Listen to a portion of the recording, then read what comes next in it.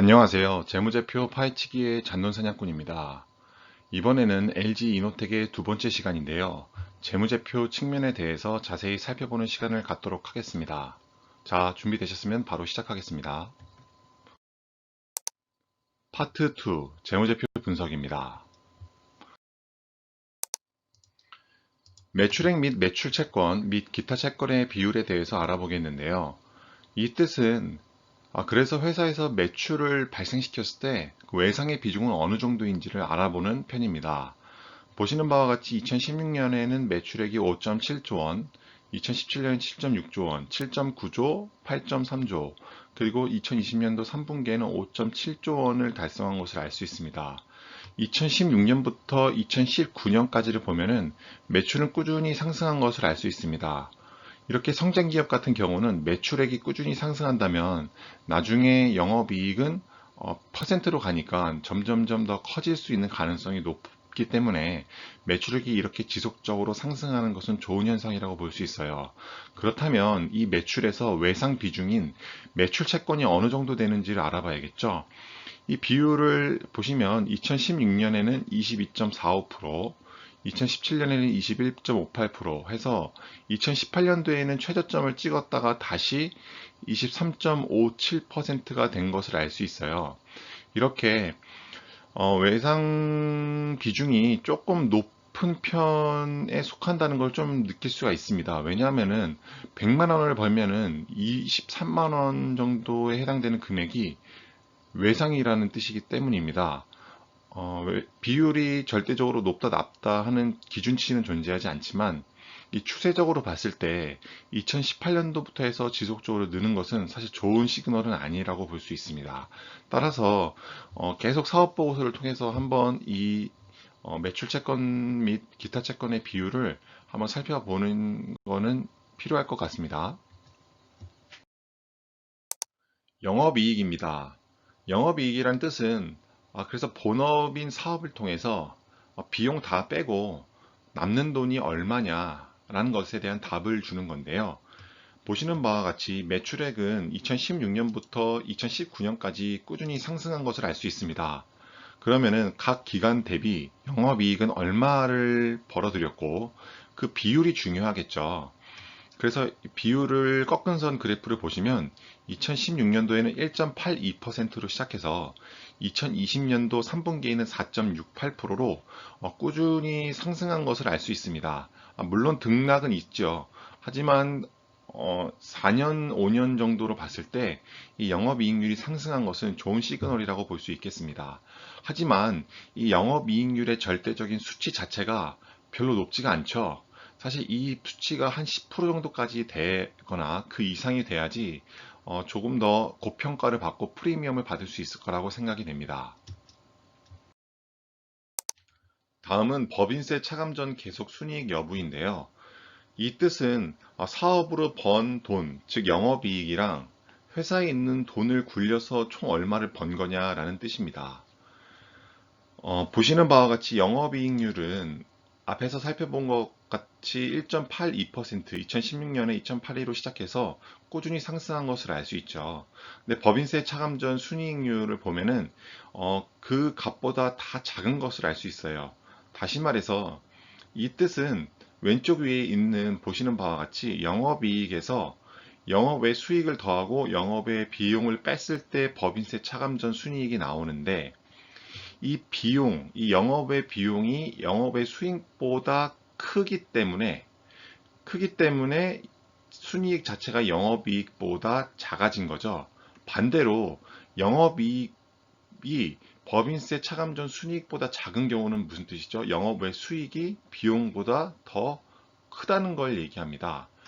보시는 바와 같이 해석을 해보면 영업의 비용이 수익보다는 더 컸다는 것을 나타내고요. 그래서 2016년에는 0.18%로 시작해서 2020년도 3분기는 2.74%를 달성한 것을 알 수 있습니다. 자본 잠식 여부인데요. 자본 잠식 여부는 사업을 시작할 때 모아놓은 종잣돈까지, 투자한 종잣돈까지 다 썼는지를 확인하는 건데요. 자본 잠식이 보통주 자본금이 지배기업 소유주 지분보다 커지는 것을 얘기해요. 그래서 100%가 되면 부분 잠식, 100%를 초과하면 완전 자본 잠식이라고 하는데, 이 비율이 점점점 낮아지는 것은 잠식에서 점점 더 멀어져 간다는 뜻, 그만큼 안정적이라는 뜻이 되겠죠. 그래서 이 부분은 이렇게만 확인하고 넘어가면 될 것 같습니다. 자, 다음은 유무형 자산 여부인데요. 이 말뜻은 제품과 서비스를 만들려면 뭐라도 있어야지 라는 것에 대한 답으로 대신할 수가 있습니다. 유무형 자산이 있어야지 제조기업 같은 경우는 새로운 제품과 서비스를 만들어서 고객들에게 제공할 수가 있겠죠. 근데 이게 매출액 대비 얼마만큼을 차지하는지가 중요합니다. 우선 유형자산 매출액의 비중을 보시면 2016년도에는 30%대에 유지하다가 2019년도에도 32.61%로 뭐 큰 차이를 보이지는 않네요. 다만 2018년도에는 많이 좀 상승했죠. 20%가 상승했습니다. 근데 보시면은 매출액도 상승했는데 유형자산도 상승했다는 것은 그만큼 투자를 많이 했다는 뜻이 됩니다. 이 비중이 너무나 급격하게 늘어나거나 줄어드는 것은 기업에 있어서 부담감이 될 수가 있죠. 유형자산이 급격하게 늘어난다는 것은 감가상각이 많이 일어날 수 있다는 뜻이 되고요. 매출 대비. 그리고 유형자산이 급격하게 줄어든다는 것은 그 회사가 제품을 생산하는데 필요한 유형자산을 다 갖다 파는구나. 그만큼 회사가 위기에 처해 있구나라고 반증으로 볼 수가 있겠습니다. 무형자산의 매출액을 살펴보면은 2016년도에 3.95%였다가 2019년도에도 3.33%로 리니어하게 움직이는 것을 알 수가 있죠. 따라서 이 부분은 이 정도로만 확인하면 될 것 같고요. 재고자산 증감 여부인데요. 이 말뜻은 창고에 가서 옷 엑스라지 사이즈가 있는지 좀 확인해줘 라는 것과 같이 회사가 제품을 생산해서 그 제품이 판매 전에 쌓여 있는 것을 말하는데 그 자산이 얼마만큼 있는지가 중요하죠. 적정 재고 자산을 유지해야지 그만큼 원하는 때에 제품을 판매를 할 수가 있기 때문이죠. 그래서 재고자산 회전율을 한번 살펴봤는데 재고자산 회전율은 높을수록 관리가 효율적이라는 뜻이 됩니다. 보시는 바와 같이 재고자산 회전율이 조금은 소폭 하락한 것은 효율적이지 못했다라는 것을 뜻하는데요. 다음으로 2019년도에는 많이 반등해서 2016년보다 조금 더 높은 수치를 보여주고 있습니다. 문제는 2020년도 3분기에 반토막 이상이 났죠. 그만큼 재고자산이 많이 나가지 않는다는 뜻이 됩니다. 그러니까 아마도 코로나 여파로 재고자산이 많이 쌓여 있기 때문에 재고자산의 회전율이 많이 낮아진 것을 알 수가 있겠습니다. 배당 성향 및 배당 현황입니다. 이 말뜻은 주주님이 투자해주신 덕분에 우리가 이익을 창출할 수 있었습니다. 그래서 일부 번 돈에서 일부 금액을 돌려드리겠습니다. 라는 뜻이 됩니다. 2016년도에 주당 배당액을 보면은 250원이죠. 그 다음 연도인 2017년도도 250원으로 알 수 있습니다. 그 2018년, 2019년도에는 300원 정도를 배당했고요. 2020년도는 예상치로 319원이라고 나와 있습니다. 현금 배당 수익률로 보면은 0.28%, 0.17, 뭐 0.35, 0.5% 밑에서 왔다 갔다 하는 것을 알 수 있죠. 다시 말해서 이 기업은 배당률이 크지 않다는 것을 알 수 있고 그 배당의 비율도 크지 않기 때문에 아무래도 벌어들인 돈을 유형자산에 투자하거나 다음에 돌아올 사이클을 대비한 투자에 집중한다는 것을 알 수가 있어요. 근데 여기서 한 가지 좀 짚고 넘어가야 될 것은 2016년도에 보면은 배당 성향이 119.45입니다. 다시 말해 이 해 연도에 벌어들인 당기 순이익이 100이라고 하면은 그것보다 넘어서는 금액을 배당금으로 냈다는 뜻이 되거든요. 이렇게 100이 넘어가는 수치는 잘 보기 힘든데 이때는 아무래도 주당 배당액을 주기 위해서 어쩔 수 없이 손실을 봤음에도 불구하고 회사에 유보된 돈으로 배당을 한 것으로 볼 수 있겠습니다. 다음은 PER, EPS, EPG 그로스, 그리고 PEGR에 대해서 한번 살펴보겠습니다. 이 지표들은 그래서 내 피 같은 돈을 회수를 할 수 있겠냐?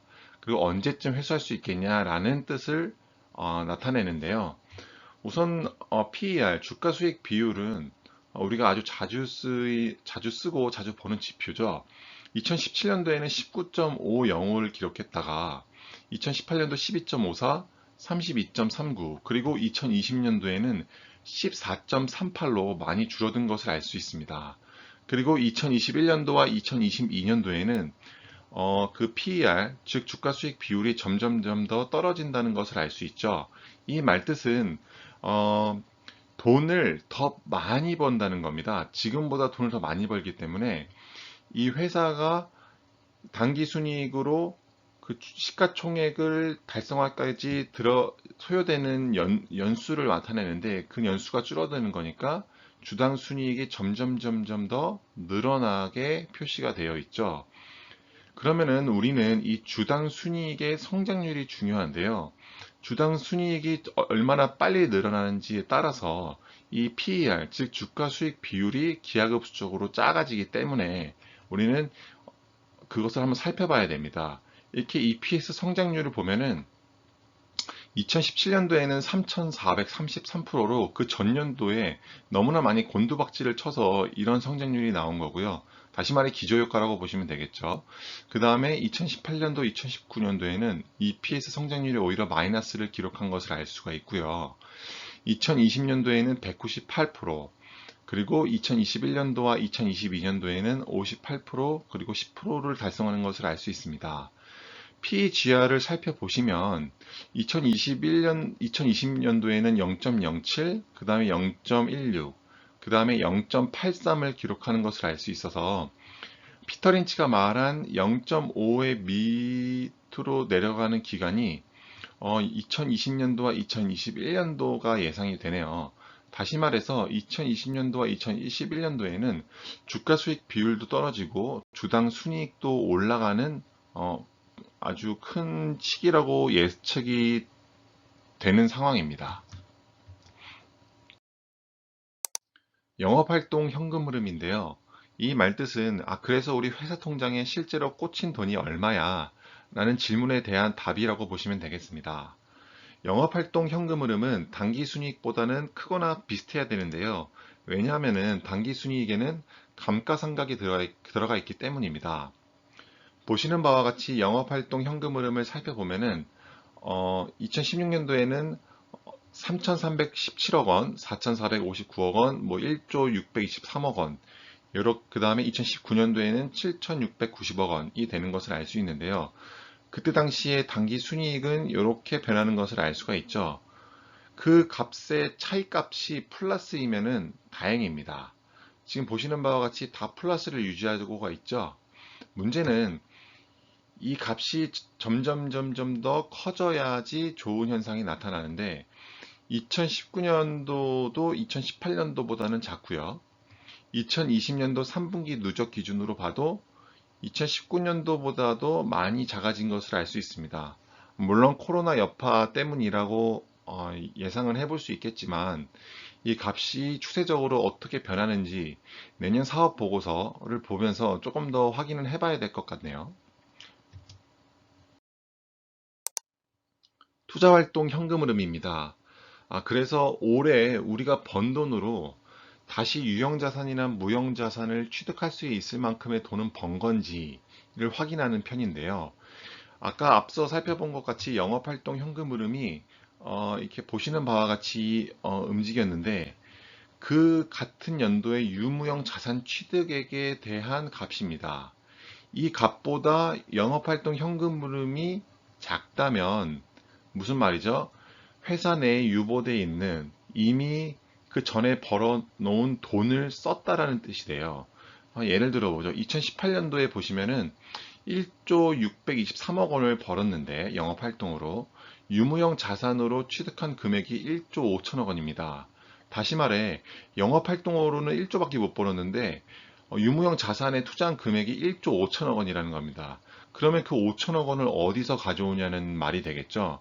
그 5천억 원을 재무활동 현금 흐름을 통해서 회사 사채나 은행을 통해서 차입을 할 수가 있고요. 두 번째 방법은 회사에 이미 쌓아놓은 어, 현금성 자산을 통해서 썼을 수도 있습니다. 근데 문제는 이것이 지속적으로 유무형 자산 취득액이 영업 활동보다 크다면은 그 회사에 있는 유보된 돈들이나 자산들이 계속 깎여나가게 되겠죠. 또는 사채 그리고 은행에 빌린 돈이 점점 더 커지기 때문에 회사의 재무적인 악화가 될 수 있기 때문에 이 부분은 조금 더 집중적으로 살펴보셔야 됩니다. 그래서 2020년도 3분기에도 보시면은 영업활동 현금 흐름보다 유무형 자산 취득액이 더 크죠. 그래서 이 기말 현금 및 현금성 자산을 한번 보시죠. 소폭 상승을 했지만 2020년도 3분기에는 감소한 것을 알 수 있습니다. 다시 말해 이 유무형 자산 취득액의 일부분을 기말 회사에 유보된 현금 및 현금성 자산을 썼고요. 그리고 그거 말고도 또 재무활동 현금 흐름에서 돈을 더 썼을 거라고 예상이 되는데 그것은 다음 페이지에서 한번 살펴보겠습니다. 이 부문은 순비영업 자산에 대해서 한번 제가 살펴보고자 준비한 편인데요. 회사에 쌓아둔 돈이 많은 기업인가? 라는 것에 대한 답을 줄 수 있는 편입니다. 노란색으로 밑줄 친 부분은 비영업 자산이고요. 그리고 파란색으로 밑줄 친 부채는 비영업 부채입니다. 비영업 자산이라고 하는 것은 보시면은 현금 및 현금성 자산 그리고 금융기관 예치금 뭐 기타 금융자산 예치금 금융자산이죠. 그러니까 다시 다른 뜻으로 얘기하면은 영업 활동에 직접적으로 쓰이지는 않고 회사에 유보된 돈들을 얘기해요. 그러니까 회사가 뭐 10년, 20년 영업 활동을 하면은 그 돈이 남겠죠.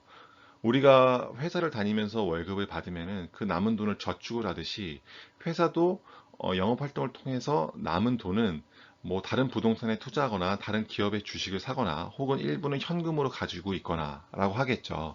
그런 것들을 비영업 자산이라고 얘기합니다. 그 다음에 비영업 부채는 뭐 차입금과 같은 것을 얘기하는데요. 우리가 실질적으로 영업 활동에 쓰이는 뭐 매입 채무, 뭐 무슨 제품을 사기 위해서 뭐 매입을 해서 채무가 생긴 것과 같은 것을 제외한 일반적으로 돈을 빌린 것을 얘기하는데 이런 비영업 부채가 있는데 실제 이 비영업 자산과 비영업 부채를 빼면은 회사에 남아 있는 회사가 실제 쌓아둔 돈이 얼마인지를 예측할 수가 있습니다. 그래서 이 LG 이노텍 같은 경우에는 순비영업 자산이 지금 보시는 바와 같이 비영업 자산에서 차입부채를 빼야 되는데요. 노란색을 다 더하면은 약 7천억 원이 되고 그리고 파란색인 차입부채를 다 더하면은 약 2조가 됩니다. 따라서 순비영업 자산이 마이너스 1조 3천억 원이에요. 그러니까 LG 이노텍이라는 회사는 회사에 쌓아둔 돈이 없고 오히려 회사의 영업을 위해서 돈을 1조 3천억 원어치나 빌려서 쓰고 있는 상황이라고 보시면 됩니다. 이게 당기순이익이 지금 2019년도 기준으로 1천억 원이 나니까 이 순비영업 자산을 다 메꾸려면은 약 13년 정도를 벌어야지 회사의 부채가 사라지겠죠. 그래서 이 회사가 돈을 점점 더 잘 벌어야지 이 비영업 자산이 플러스가 될 텐데 지금 현재로서는 돈이 조금 없는 기업이라고 보시면 되겠습니다. 자, 다음은 재무활동 현금 흐름인데요. 그 뜻은 회사가 돈을 얼마나 빌려다 썼는지를 나타내는 지표입니다. 재무활동 현금 흐름이 플러스라는 것은 2016년도도 플러스 2017년, 2018년, 그리고 2020년도 3분기는 다 플러스죠. 재무활동 현금 흐름이 들어왔다는 것이죠. 회사로 들어왔다는 뜻은 돈을 빌렸다라는 뜻이 됩니다. 이렇게 2017년도, 2018년도에는 각각 4,200억 원, 6천억 원을 빌렸고요. 2019년도에는 2,388억 원을 갚은 것을 알 수가 있고, 2020년도 3분기에는 856억 원을 빌린 것을 알 수 있습니다. 이렇게 재무활동 현금 흐름이 지속적으로 플러스가 난다는 것은 5개년도 중에 지금 4개년도가 지금 돈을 빌린 거죠. 단 2019년도 1개년도만 돈을 갚았다는 뜻이 됩니다. 이렇게 지속적으로 재무활동 현금 흐름이 플러스가 난다는 것은 회사에 돈이 없기 때문에 돈을 계속 빌린다, 차입을 한다라는 뜻으로 해석할 수가 있겠습니다. 파트 3. 기업의 적정 가치. 다음은 기업 주가 차트입니다. LG이노텍의 경우 최근 들어 많은 상승을 이뤘는데요. 아무래도 합작법인 설립과 호재에 대한 주가 반영이라고 보여집니다.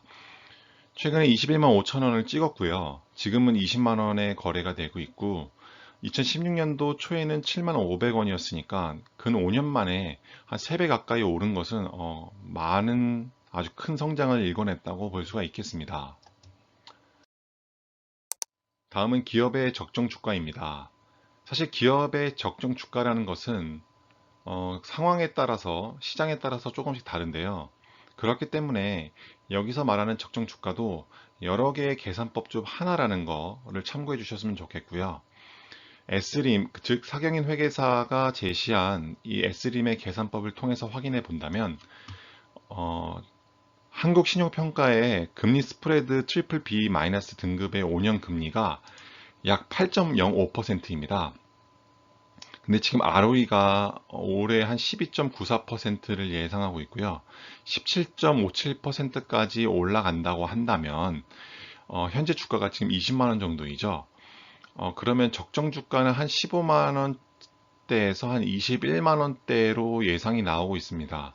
다시 말해 지금 뭐 적정 주가를 비슷하게 반영을 한 상태라고는 보여지는데요. 그 주가가 어느 정도까지 더 올라갈지는 그 시장의 환경에 따라서 조금씩은 달라질 수 있을 거라고는 생각합니다. 하여튼 이 적정 주가의 수치는 참고로 한번 보시면 될 것 같아요. 오늘의 결론입니다. LG이노텍이 최근 들어 각광을 받는 이유 중에 하나는 사실 LG와 마그나의 합작법인 설립으로 인해서 LG이노텍이 전장 부문에서 큰 수혜를 받을 수 있을 것이라고 예상했기 때문이에요. 하지만 전장 부문의 성장성은 좀 더 확인을 해봐야 됩니다. 저번 주에 다음과 같은 기사가 나왔었는데요. LG이노텍의 영업이익이 3천억을 훌쩍 뛰어넘었다. 그 이유로는 북미 지역의 스마트폰 카메라 수요가 늘어난 점이 깜짝 실적의 배경이라고요. 다시 말해서 전장 부문의 성장성은 아직 확인이 된 바가 없습니다. 뭐 지금 그렇게 큰 성장률을 보인 것도 아니고요. 따라서 그 성장성을 조금 더 확인해 봐야지 광학 솔루션과 기판 소재뿐 아니라 전장 부문의 성장에 따른 주가 상승을 예측해보고 기대해 볼 수 있을 것 같고요. 현재 주가는 적정 평가를 받고 있는 것으로 보여집니다. 뭐 그렇게 고평가도 아닌 것 같고요. 저평가도 아닌 것 같습니다. 다만 2020년도 작년이죠. 그리고 올해에는 PEGR이 조금 0.5 이하로 예상이 되고 있어서 아마 주가가 많이 뛰어오를 수 있는 가능성은 있어 보인다고 생각이 되고요. 마지막으로 감사 보고서는 항상 체크해야 됩니다. 이번에는 실제 영업 부문별, 즉 광학 솔루션, 그리고 기판 소재, 그리고 전장 부문에서 각 부문별 영업이익률이 얼마만큼 뛰는지를 한번 확인을 해봐야 될 것 같아요. 그래야지 이 LG 이노텍이 나아가는 주가 방향을 조금이라도 생각해 볼 수 있을 것이라고 생각합니다. 지금까지 LG이노텍의 2부 영상 봐주셔서 감사드리며 영상이 조금이라도 도움이 되셨다면 구독과 좋아요 그리고 댓글 부탁드리겠습니다. 감사합니다.